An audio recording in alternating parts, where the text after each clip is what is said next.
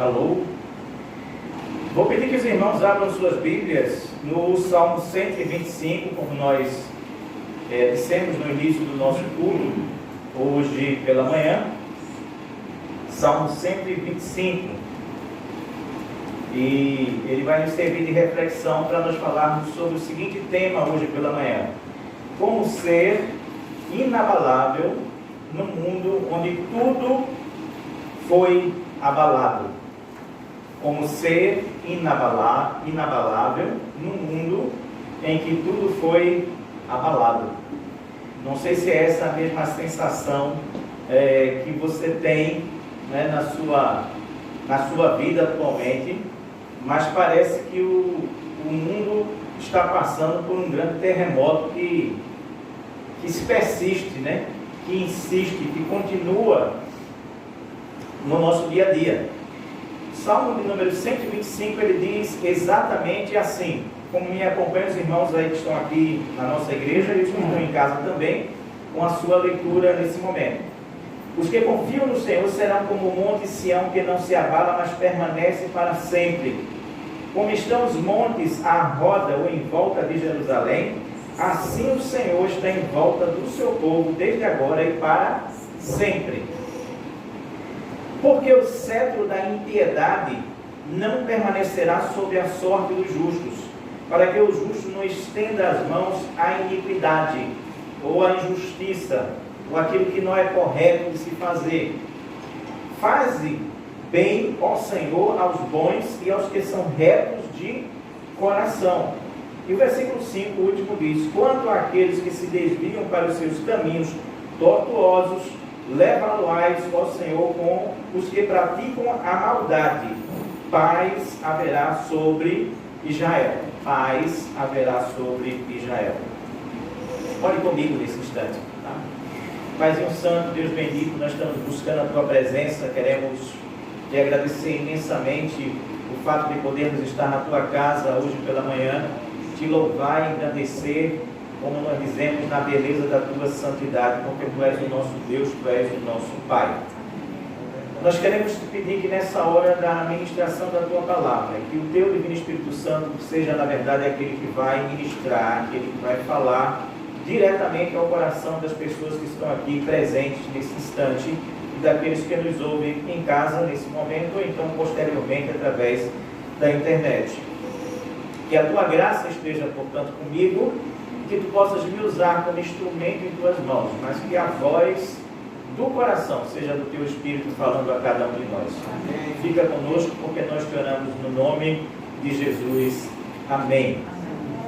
Salmo de número 125, chamado Salmo dos Degraus, é aquele salmo que, na verdade, era um dos salmos, né, um dos cânticos, uma das canções que era cantada nas festas de Jerusalém. Esses salmos, eles eram cantados nos degraus que faziam as pessoas subirem ao templo. E vai do Salmo 120 até o Salmo 134. A gente já tem falado isso aqui em nossa igreja com vocês, né? Vocês já estão bem a par disso que eu estou falando para vocês. Mas é claro que no Salmo 125 especificamente, a gente vê que o artista principal, né, vamos dizer assim, o destaque é para esse monte chamado de Monte Sião. Monte Sião. Monte Sião. As opiniões às vezes divergem entre as pessoas, mas não divergem, divergem assim em pontos de vista, mas não divergem nunca jamais a respeito da importância do Monte Sião para o povo judeu, ou para outros povos e outras religiões também. Denominações cristãs, por exemplo, acham que a cidade de Sião vai ser a única a ser habitável ainda depois da grande batalha do Armagedon. Não sei se os irmãos sabem disso. O movimento, por exemplo, dos Rastafaris, eles acham que, eu nem sabia que eles tinham essa crença, né? Mas eles acham que o Monte Sião será a terra prometida. Eu fiquei abismado de saber essa informação. Os mormons, por exemplo, eles acreditam que, na verdade, um ancestral de Enoque chamado, de Noé, chamado Enoque, habitou e morou ali naquela cidade, por isso ele tem todo respeito por ela. Os testemunhos de Jeová, eles acham que, na verdade, o Monte Sião será o local onde viverá as primícias, os primeiros, aqueles que ressuscitarão com Deus, né? Mais de vocês, quem aqui assistiu o filme Matrix? Acho que vários assistiram, né? Fez muito sucesso na época o Matrix, né? Com, não sei nem como é o nome daquele artista. Keanu Reeves, né? Isso, exatamente. Quem é que lembra do nome da cidade fictícia do filme Matrix? Bom, tinha que ser o quê? Sião. Lá, na verdade, ele é escrito como, no original, Zion, né? Z-I-O-N. Até no filme Matrix, né? Que foi um filme, ele está lá presente como sendo essa cidade, vamos dizer assim, da Matrix, né? A cidade de Zion. E para os judeus, na verdade, o Monte Sião era o centro do mundo, era a habitação de Deus, o lugar da habitação de Deus. Se você pegar aí no Salmo 132, versículo 13, aqui pertinho na página onde você está, você vai ler assim: porque o Senhor elegeu a Sião, desejou-a para a sua habitação, dizendo: este é o meu repouso para sempre, aqui habitarei, pois o desejei. Salmo 132, versículo de número 13. Então, isso aí nos mostra que as pessoas, as religiões, etc., têm opiniões divergentes, mas em grau de importância, o Monte Sião é unanimidade. Unanimidade para todos. No entanto, apesar dessas divergências, tem uma coisa que todo mundo acredita de forma igual. Os estudiosos acreditam de forma igual. O que é? É o fato de que o Salmo de número 125, esse que fala do Monte Sião, ele foi escrito na época de Neemias. Na época de Neemias. Às vezes a gente pega o livro dos Salmos e a gente acha que na verdade foi tudo escrito assim de carreirinha, né? Do 1 até o 150, né? Mas não, isso são canções, eram músicas cantadas pelo povo judeu de várias épocas, né? Pode ser que seja lá do Salmo 150 seja a primeira que foi composta e assim por diante. No caso do Salmo 125, todo mundo diz exatamente isso, que o Salmo 125 foi escrito na época, no tempo de Neemias. E que tempo é esse de Neemias? Se você for para mim, comigo agora, aí, no livro de Neemias, capítulo 1, versículo de 1 em diante, mas principalmente o versículo 2, a gente vai ler assim: Neemias, na verdade, ele estava como escravo na Babilônia. É bom que eu diga isso antes, né? Para os irmãos se situarem. E como escravo, estava todo o povo judeu. Tinham sido levados cativos pelos babilônios, pelo povo persa. E acontece que, enquanto Neemias estava trabalhando no palácio do rei, veio um rapaz chamado Ananias e trouxe notícias de Jerusalém. E aí, chega exatamente no versículo que eu disse para vocês, Neemias 1, versículo 2, que diz assim lá no meio: e perguntei-lhe pelos judeus que escaparam e que restaram do cativeiro acerca de Jerusalém, e disseram-me: os restantes que não foram levados para o cativeiro, lá na província estão em grande miséria e desprezo, e o muro de Jerusalém fendido, rachado, e as suas portas queimadas a fogo. Ou seja, quando a gente diz assim, o Salmo de número 125, ele foi escrito no tempo de Neemias, a gente está falando não de um tempo bom, a gente está falando de um tempo péssimo para o povo judeu. O momento que eles estavam sendo escravizados, era um tempo de destruição, era um tempo de desolação, era um tempo, na verdade, de desgoverno, era um tempo de dispersão, eles vinham sido dispersos, era um tempo de decadência religiosa, era um tempo de decomposição política. Estavam simplesmente arrasados. A cidade de Sião, aliás, a cidade de Jerusalém, que é circundada por 4 montes, entre eles o Monte Sião, o Monte das Oliveiras, certo? Onde Jesus esteve momentos antes da sua morte. Essa cidade estava completamente destruída. Não havia nada a ver lá. Só destruição. Um resto de povo que tinha ficado, um restante de povo que tinha ficado, não tinha porta, queimada, destruídos seus principais monumentos, tudo, absolutamente tudo destruído. Tudo destruído. Então era um tempo realmente muito complicado. Tudo havia sido abalado. O governo havia sido abalado, não existia mais governo, não existia mais reinado. A religião havia sido abalada, porque Deus tinha avisado o tempo todo: não pegue, porque vocês vão ser levados cativos. Então a religião tinha sido arrasada também, a política tinha sido arrasada, a riqueza tinha sido arrasada, as famílias tinham sido arrasadas, a sociedade estava arrasada naquele tempo. Enfim, só existia da cidade chamada cidade de Davi, que é Jerusalém, mas também que é chamada também cidade de Sião, só existia escombros e nada mais. Entende? É esse o contexto, é esta a situação em que a gente tem a composição do Salmo 125. E sabe o que eu acho na minha imaginação, nessas horas que eu fico pensando assim? Eu imagino que no meio dessa destruição toda, um dia, talvez numa bela noite de lua, um levita, talvez sentado no chão, ele tem olhado para aquela destruição toda ao seu redor, fome, miséria, a cidade linda que eles tinham, destruída. E ele tem olhado para cima, tem tirado os olhos dos escombros, olhado para cima e visto o Monte Sião inabalável. E aí na cabeça dele veio essa primeira frase que diz aí: os que confiam no Senhor são como o monte de Sião, que não se abala, mas permanece para sempre. Talvez ele tenha olhado para aquele tudo ali destruído e tenha dito assim: meu Deus do céu, o que vai ser agora? Tudo que a gente acreditava foi abalado. Nós somos o povo de Deus, mas o povo de Deus nesse instante estava destruído.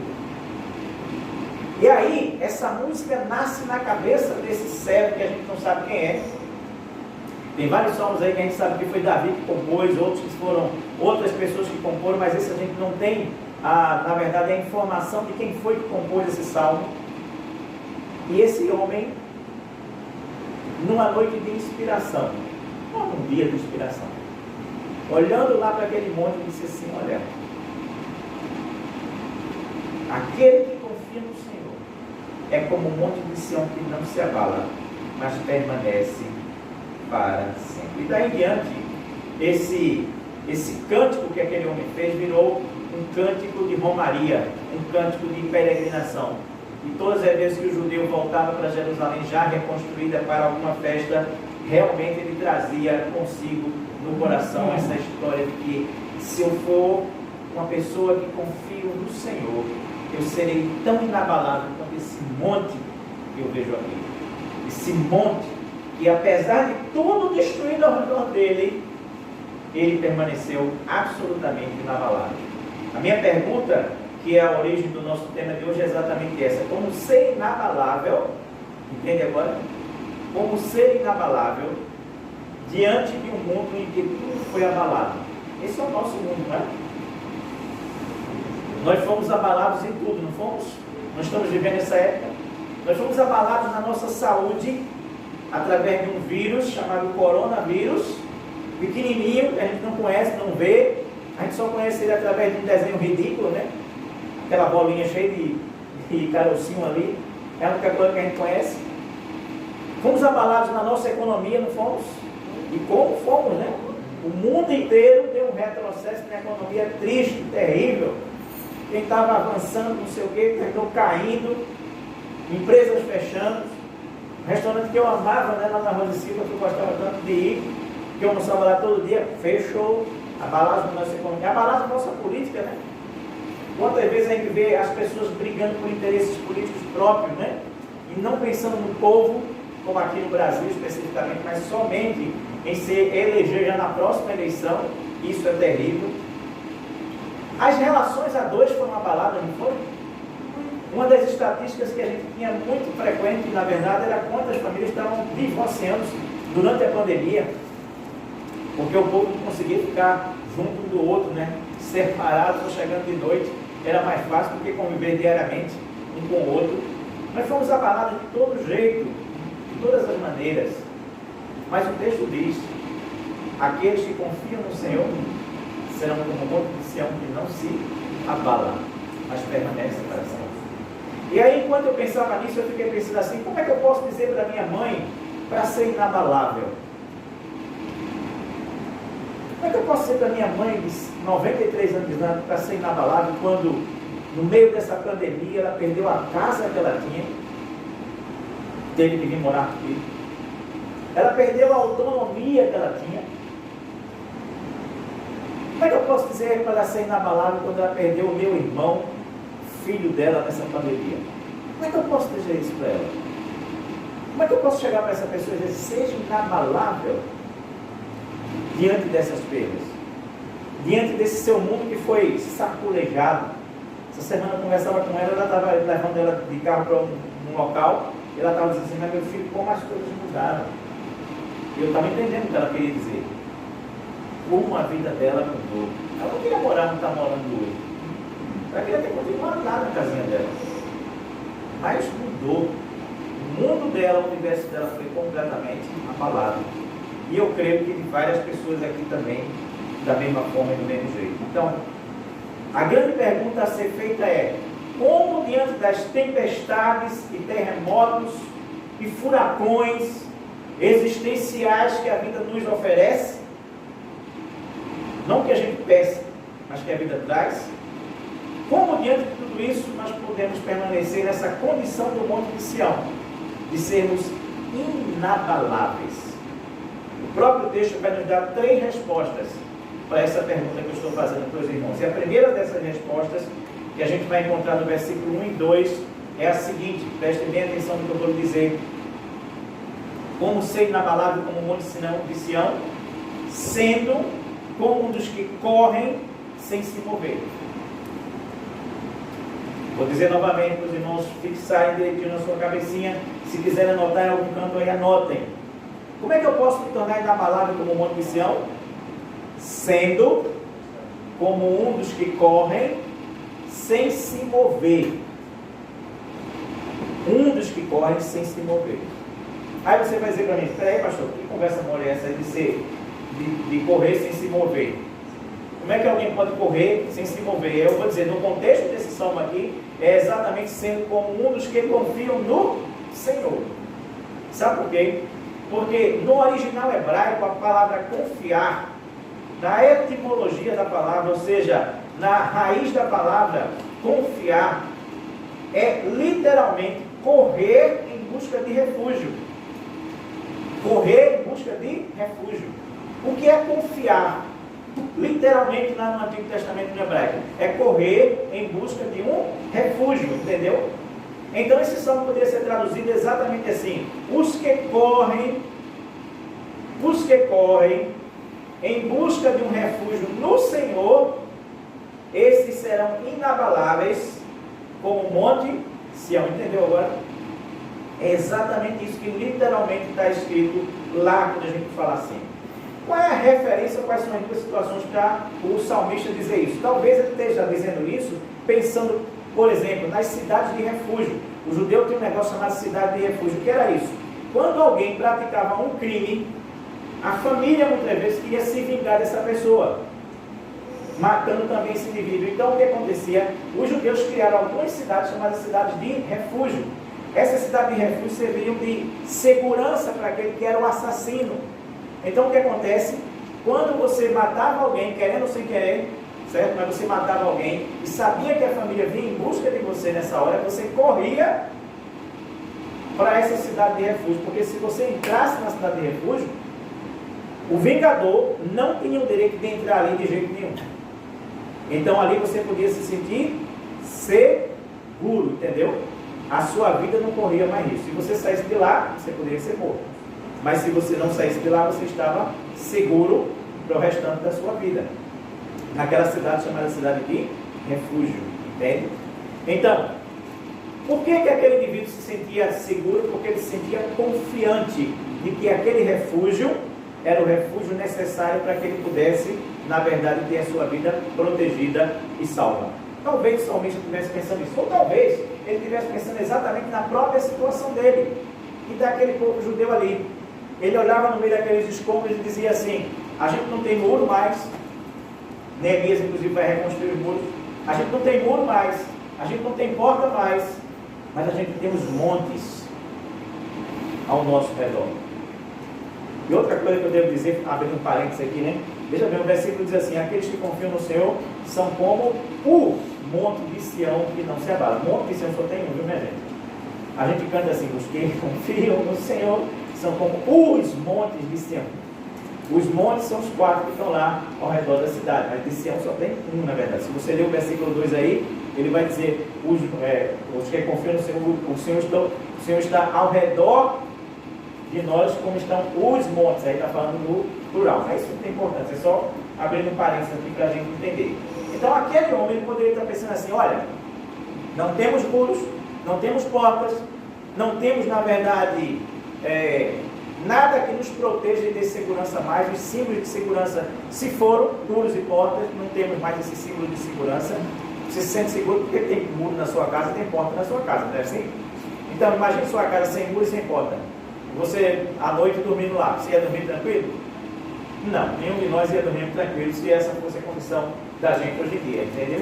Enfim, ele poderia estar olhando isso e dizendo assim: tá, a gente não tem nada desse símbolo de segurança, mas a gente tem os montes aqui ao nosso redor que parecem nos proteger.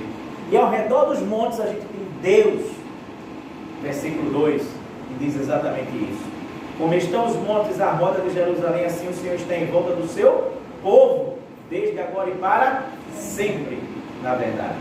Então, o que é que a gente pode correr sem se mover? Porque correr aqui é correr em busca de refúgio. Correr aqui é você estar no lugar onde você se sente seguro. Entendeu? Então aqueles que estão correndo para o Senhor não precisam dar um passo, só precisa orar. Lembra quando eu preguei aqui que nós estamos a um coração de distância de Deus? A um coração de distância de Deus, é essa distância que nós estamos dele, e nada mais além disso. É só o nosso coração chegar no dele e ele estar conosco, que a gente vai se sentir novamente seguro. O Salmo de número 46 vai falar exatamente disso. Qual é a expressão do salmista aí no Salmo 46? Lembra? Esse salmo a gente diz de cor salteado, né? O versículo 1 principalmente, né? Deus é o que? O nosso refúgio e fortaleza. Socorro bem presente na tribulação ou na angústia, como diz algumas das traduções. Mas Deus é o que? É o nosso refúgio. Porque ele está dizendo assim: olha, quando nós estamos nesse refúgio do Senhor, a gente se sente seguro e confiante. Seguros e confiantes. E aí ele vai enumerar uma série de coisas. Ele vai dizer assim: ainda que a terra se mude, ainda que os montes se transportem, ainda que as águas rujam, ainda que os montes se abalem, todavia, Deus está no meio dessa cidade e ela não será abalada. Deus a ajudará ao romper da manhã. Mais à frente no versículo 7 ele diz: o Senhor dos exércitos está conosco, Deus de Jacó é o nosso refúgio. E vai repetir isso no versículo 11: o Senhor dos exércitos está conosco, Deus de Jacó é o nosso refúgio. E vem o versículo 10 que é maravilhoso: portanto, aquietai-vos e sabei que eu sou Deus. Você entende a importância disso para o povo naquela hora? Então, o que na verdade o salmista está dizendo no Salmo 125? Os que confiam no Senhor, os que correm para o Senhor e têm Ele como refúgio, são como um monte de Sião que não se abala. Quer ver mais uma prova disso? Vai para o Salmo 91 comigo. Esse é outro salmo maravilhoso que a gente conhece muito bem. E a gente sabe dizer o versículo também de cor salteado. Basta começar, os irmãos vão dizer. Diz assim: aquele que habita no esconderijo do Altíssimo descansa à sombra de quem? Do Onipotente. Direi ao Senhor: Ele é bom, Ele é o meu refúgio, a minha fortaleza, e nele o que? Confiarei. Versículo 2. Entendeu agora? Os que confiam no Senhor, os que diante dos abalos da vida correm para Deus, correm para o Senhor sem precisar se mover, esses confiam no Senhor. Esses serão como um monte de Sião que não se abala. Então, qual é a primeira coisa que eu e você precisamos fazer para nos sentirmos, na verdade, confiantes e seguros em Deus e sermos inabaláveis? Buscar refúgio no Senhor. Correr em busca de refúgio no Senhor. A segunda coisa que esse texto vai nos ensinar é que, se nós queremos ser, na verdade, como um monte Sião que não se abala, independente dos ainda que da vida, você viu como nesse Salmo 46 tem muito ainda que, né? Ainda que os montes se abalem, ainda que as águas rujam, ainda que... lembra muito também o texto de Abacuque, né? Ainda que a figueira não floresça, a gente cantou isso aqui hoje também, né? Então, ainda que a vida seja cheia de nada queixa, problemas e dificuldades, o Senhor é o meu refúgio. Ele está ao meu redor, eu não serei abalado. Agora, a segunda razão para a gente, na verdade, ser inabalável ou conseguir essa condição de sermos inabaláveis, a gente vai encontrar no versículo 3. E o que eu quero dizer a partir do versículo 3 é o seguinte: nós seremos inabaláveis tendo nossa sorte como vontade de Deus. Nós seremos também inabaláveis tendo a nossa sorte como vontade de Deus. Aí você vai dizer, não, para mim, espera, pastor. De novo está complicado isso. Primeiro, correr sem se mover, né? Segundo, na verdade, ter sorte como vontade de Deus, só ter sorte. Vontade de Deus é vontade de Deus, né? Se a gente for entender sorte como a gente entende hoje em dia, no nosso dia a dia, a gente vai lembrar que sorte é o acaso, é o fortuito, é o amuleto, mas nunca é vontade de Deus, não é assim? A gente chega para a pessoa e diz assim, menino, que sorte que tu tivesse, né? A gente nunca diz assim, que aquilo foi fruto de uma competência, de não sei o quê, não, aquilo foi fortuito, foi assim, dado, caído, não imaginável. Não é isso que a Bíblia está dizendo quando fala em sorte. Aí a gente precisa entender qual é o sentido bíblico de sorte, para a gente não confundir com esse tipo de sorte que a gente pensa hoje. Sorte na Bíblia é bíblico? É. A Bíblia fala um monte de versículos a respeito de sorte. Mas a gente precisa compreender exatamente o que significa sorte, biblicamente falando. Para a gente compreender isso, vá comigo agora para o livro de Josué, capítulo 18. Josué, capítulo número 18. E os irmãos vão entender melhor o que é sorte. Qual é o contexto de Josué no capítulo 18? O contexto é exatamente o seguinte.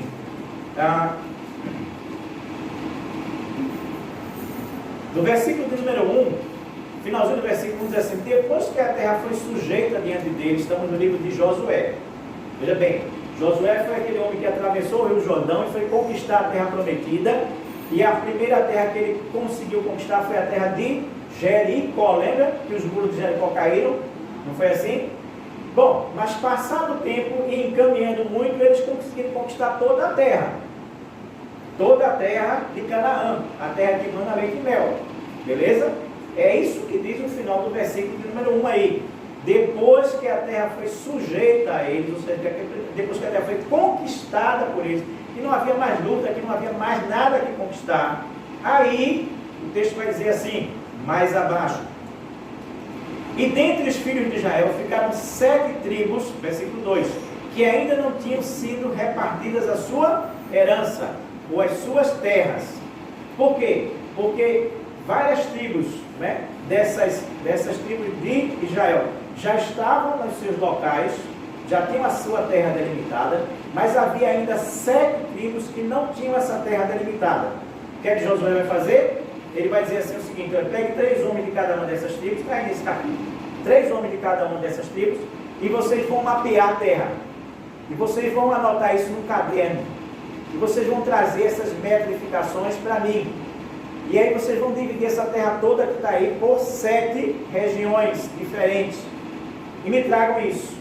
E logo abaixo ele vai dizer o seguinte, versículo 6: e vós descrevereis a terra em 7 partes, e a trareis a mim descrita, para que eu aqui lance o quê? As sortes. Perante quem? Perante o Senhor nosso Deus. E aí você vai ter várias outras, na verdade, outros versículos que vão falar exatamente da palavra sorte aí. Na verdade, o versículo, capítulo 18 e 19 é o que mais fala de sorte. É aí caiu a sorte para que a tribo tal ficasse com a terra tal e assim por diante. Então, biblicamente falando, meu irmão, entenda que sorte aqui, ou lançar sorte, é fazer um sorteio. Entendeu? Não é, na verdade, sorte por acaso. Eles vieram com o mapa da terra e aí Josué dizia assim: essa terra aqui vai ser de quem? E isso perante o Senhor. E de alguma forma eles descobriam que a vontade de Deus é que aquela terra ficasse com a tribo, sei lá, de Levi não tinha, né? A tribo de Dan, não sei quem, e assim por diante, entendeu?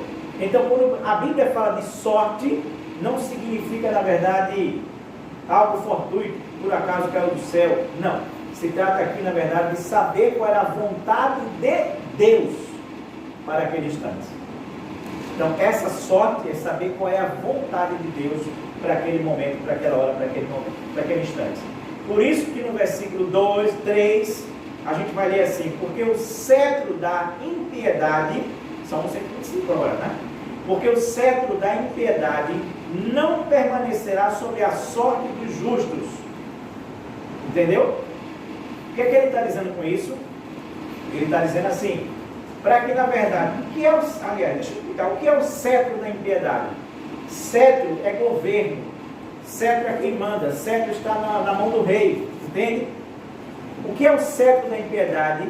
É o governo dos persas sobre o povo de Deus nesse instante, nesse momento de Neemias, nesse momento que eles eram governados por esse cetro de impiedade. Cetro de impiedade é símbolo dos babilônios, entende?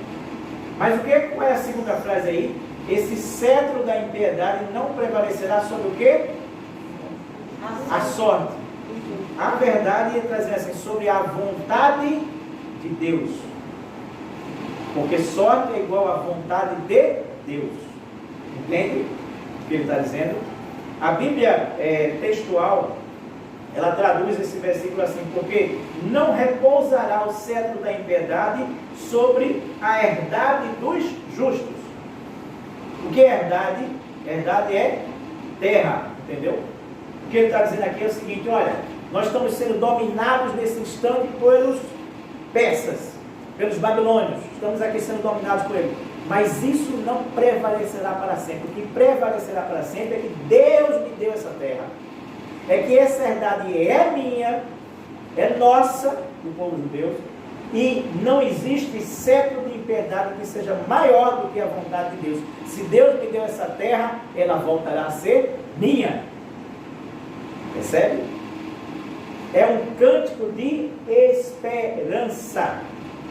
É um cântico para dizer aquele povo abatido, angustiado, vivendo em meio a escombros: Deus está contigo. Você precisa ser como um monte de Sião que não se abala, porque a vontade de Deus, ela prevalecerá. O que Deus determinou irá acontecer, voltará a acontecer. Sorte, portanto, nesse texto aqui é a expressão da vontade de Deus, que lançou as sortes e distribuiu essa terra para aquele povo, e ninguém seria capaz de tomar a terra daquele povo. Cetro de impiedade é governo de injustiça, de iniquidade, de falsidade, de maldade. E o que o compositor está dizendo para a gente, o que o levita está dizendo para a gente, quem fez esse hino está dizendo para a gente, é assim: olha, presta atenção, nenhum poder humano é maior do que a vontade de Deus. Entendeu? Nenhum poder humano, nenhum cetro de impiedade será maior do que a vontade de Deus na sua vida, meu irmão. Está caindo a ficha agora? Quando eu percebo que a vontade de Deus é o centro da minha vida, e que essa vontade ela vai se cumprir independente da situação que eu estou hoje, aí eu me torno inabalável como um monte de Sião, porque a minha fé fica segura e firme nele nesse instante. Você entende a minha frase agora? Como é que eu me torno inabalável? Tendo a minha sorte como sendo a vontade de Deus. Meu irmão, diga para você mesmo isso. Eu não sei qual é a situação que você está passando, não. Não tenho a mínima ideia. Mas diga para você assim mesmo, olha, um cristão ele não se abala quando acredita que a vontade de Deus é maior do que qualquer oposição humana. Entende? Qualquer luta que você estiver travando, ainda que você se sinta nos escombros nesse instante, um lixo, um lixão, saiba que a vontade de Deus ela se cumprirá na sua vida, independente da situação que você vive hoje. Porque o cetro das impiedades, não é uma impiedade só, mas das impiedades que existem no mundo, das injustiças que existem no mundo, dos problemas, das dificuldades que existem no mundo, das falsidades que existem no mundo, não vai prevalecer, meu irmão, contra a vontade de Deus que está na sua vida. De jeito nenhum. Aí você se torna inabalável. A terceira resposta que esse salmo vai nos dar é a seguinte: nós adquirimos essa condição de sermos inabaláveis, andando nos retos caminhos tortuosos do mundo. Nós nos tornamos também inabaláveis, andando nos caminhos tortuosos do mundo. Versículo 4 e 5 é que vai fechar essa linha de raciocínio na poesia desse Salmo 125. Ele diz assim: faz o bem, Senhor, aos bons e aos que são, o quê? Retos de coração. Retos de coração. E no versículo 5 ele vai dizer: quanto àqueles que se faz o quê? Desviam. Não há retidão, entendeu? Há desvios. Quanto àqueles que se desviam do caminho, certo? Não são retos de coração, em outras palavras. Eles andam por caminhos o quê? Tortuosos. Esses são como aqueles que praticam o quê? A maldade. É interessante como nesse versículo, nesse salmo aqui, existem várias posições, palavras que estão em contraposição a outras palavras. É uma coisa que a gente não consegue perceber no português, mas no hebraico é assim. Por exemplo, a palavra justo ela significa reto, no sentido moral, ético, conforme os padrões legais da legalidade das leis humanas e também das leis de Deus. Então, quem é o justo é aquele indivíduo que é reto, moralmente falando, eticamente falando, seja na verdade pelas leis dos homens ou pelas leis de Deus. É o que anda reto. Esse é o justo. Isso aí está em contraposição com a palavra iniquidade do versículo abaixo, porque iniquidade significa desvio da maneira correta de fazer as coisas lá no hebraico. O que é iniquidade? No português é uma palavra que quase ninguém usa hoje mais, a não ser talvez os cristãos, né, que conheçam ela. Mas no hebraico ela significa, na verdade, exatamente isso: desvio da maneira correta de fazer as coisas. Isso é ser iníquo. O iníquo é aquele que se desvia da maneira correta de fazer as coisas. Mais abaixo não, no versículo 1 você lê assim: o monte de Sião que não se abala. Esse abala, a raiz dessa palavra abala significa andar numa linha reta, ou seja, ser reto, mais uma vez. E lá embaixo você vai encontrar, como eu li ainda há pouco, caminhos tortuosos, que está em contraposição a isso, porque significa sair da linha reta, mais uma vez.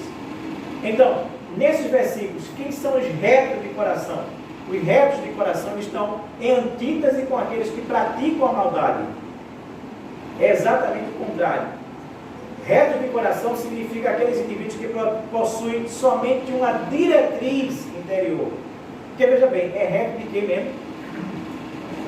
Reto de quê? Coração. Então, o reto de coração é aquele que possui uma diretriz correta dentro de si. Entendeu? No coração. No coração, ele tem só um caminho reto. Ainda que aqui do lado de fora tenha vários caminhos tortuosos, mas dentro dele tem um caminho que é reto. Ele não se desvia dele. São pessoas que têm princípios, são pessoas que têm valores, são pessoas que têm coerência, são pessoas que têm integridade, são pessoas que têm a vontade de Deus como uma linha reta na qual ela caminha dentro do seu coração. Percebe? É exatamente isso que o texto quer dizer nesse momento. E os que praticam a maldade são aqueles que não têm um caminho reto dentro do seu coração, mas tem vários caminhos dentro de si. É engraçado que essa palavra maldade aí, o sentido dela é que, é assim, aqueles que estão ofegantes, aqueles que se esforçam em vão, aqueles que caminham para o nada. O que ele está dizendo? Ele está dizendo assim, aqueles indivíduos que não têm um caminho reto para seguir, esses indivíduos se esforçam, se cansam, chegam na verdade ao nada, porque eles se desviam por caminhos tortuosos e eles não se cansam e não chegam a lugar nenhum. Absolutamente lugar nenhum. É diferente daquele que é reto de coração. O sentido aqui é aqueles indivíduos que não caminham para lugar nenhum, caminham para o nada. A ideia é que essas pessoas vivem um dia que é um dia vazio e vivem na futilidade. Vazio e na futilidade.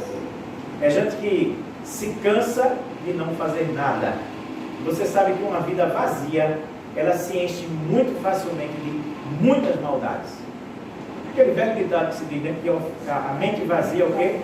A oficina do diabo para que ele possa trabalhar.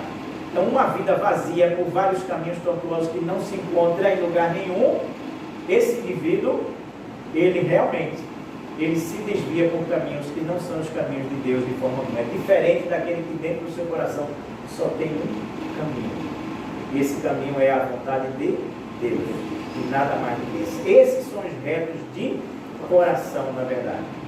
O Brennan Manning, ele tem uma frase no livro chamado Assinatura de Jesus, que ele diz assim: as distrações externas refletem uma ausência de integração interior. Estamos tentando ser diversos eus. Preste bem atenção. As distrações externas refletem uma ausência de integração interior, de um caminho reto interior. Por quê? Porque nós estamos tentando viver diversos eus. Às vezes a gente entra em conflito com a gente mesmo. É um eu brigando com o outro, né? E a gente está tentando ser diversos eus e a gente não está se encontrando, porque os caminhos que cada um quer tomar são caminhos absolutamente diferentes. 3 respostas então para a nossa pergunta. Como adquirir essa condição de ser inabalável diante do Senhor? Ou de ser inabalável como Monte Sião? Como cristão, eu preciso ser como um dos que correm sem se mover, buscando refúgio no Senhor. Eu preciso ter a minha sorte como vontade de Deus, ou a vontade de Deus como a minha sorte. A minha sorte é que Deus faça a vontade dele na minha vida. Eu preciso ter a vontade dele como centro da minha vida. E eu preciso ser reto de coração, para ser como esse monte de Sião que não se abala, andando reto nos caminhos tortuosos do mundo em que a gente vive. E para concluir, meus irmãos, eu quero que os irmãos vão comigo para a primeira carta de Pedro, no capítulo de número 5, versículo 8. 1 Pedro 5,8, tem um versículo que sempre me assustou muito.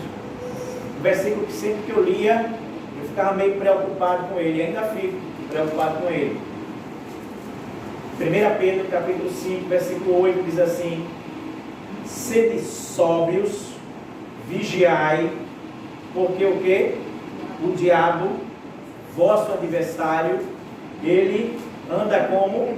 Ao nosso derredor, rugindo como um leão, buscando o que? Devorar. Nos devorar. Buscando a quem possa tragar. E o versículo 9 diz assim: ao qual resistir firmes como um ancião, na fé, sabendo que as mesmas aflições se cumprem em todos os vossos irmãos que estão no mundo. Esse era um outro tempo de muita luta, de muita dificuldade. Cristãos sendo perseguidos, que estão sendo mortos, que estão sendo queimados vivos, entregues a leões. Por isso que vem essa analogia aqui. Sede sóbrios, vigiai, porque o diabo, vosso adversário, anda em derredor, rugindo como um leão, buscando a quem possa tragar ou devorar. Isso me dá um arrepio de medo. Saber que o diabo, do mesmo modo como no livro de Jó, lembra do livro de Jó? O que é que diz os versículos iniciais? Diz que no meio da reunião dos filhos de Deus com Deus veio também o diabo. E Deus olha para ele e pergunta: e aí, de onde é que você vem? Ele diz o quê? De rodear a terra. E é então quando Deus diz assim: viste meus servos Jó? Ele diz: sim, mas também, né? Mas porque o diabo estava ao derredor.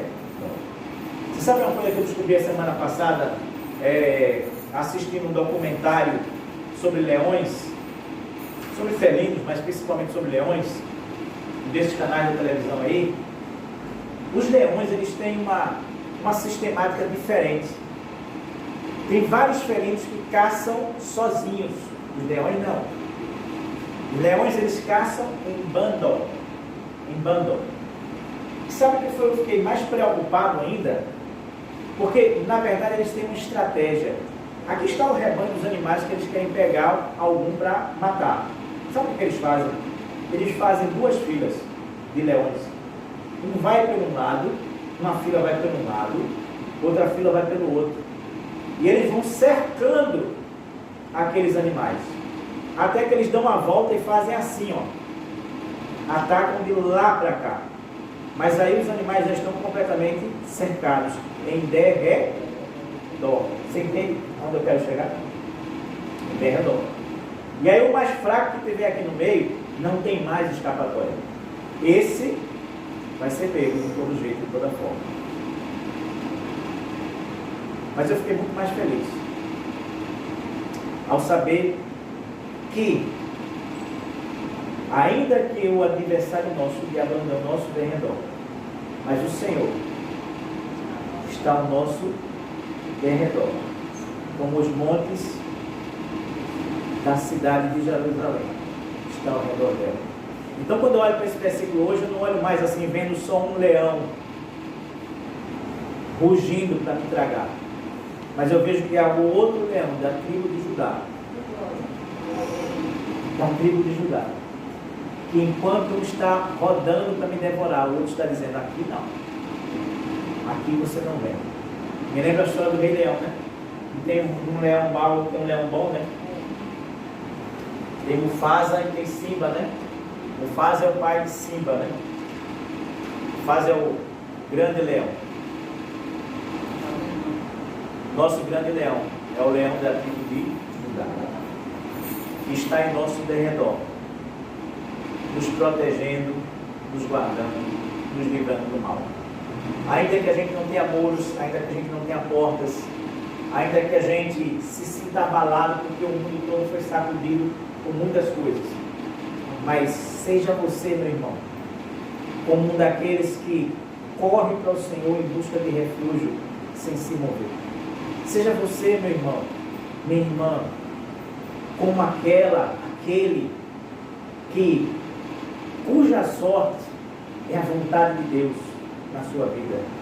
Seja você, meu irmão, como um reto de coração que caminha em meio a esses caminhos tortuosos que a vida oferece. Que Deus possa hoje fazer você entender que Deus nos ama, que Deus anda ao nosso redor, que nos protege, que nos guarda, que não deixa que nenhum mal nos toque, se não for da vontade dele. Que Deus possa te abençoar e te guardar, que você possa curvar sua cabeça, orar nesse instante, pedir assim a Deus: Deus, fala com Deus o que você quiser nessa hora, fala com Deus o que você quiser pensar nesse instante, mediante essa reflexão que nós fizemos nesse momento.